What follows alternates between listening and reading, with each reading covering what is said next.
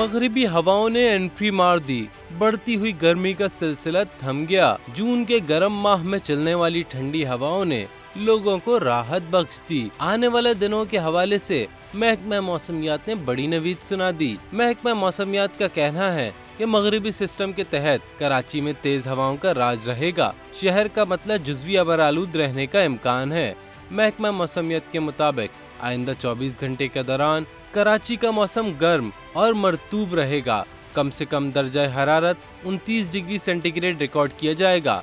शहर का ज़्यादा से ज़्यादा दर्जा हरारत 33 से 35 डिग्री सेंटीग्रेड तक रहने का इम्कान है।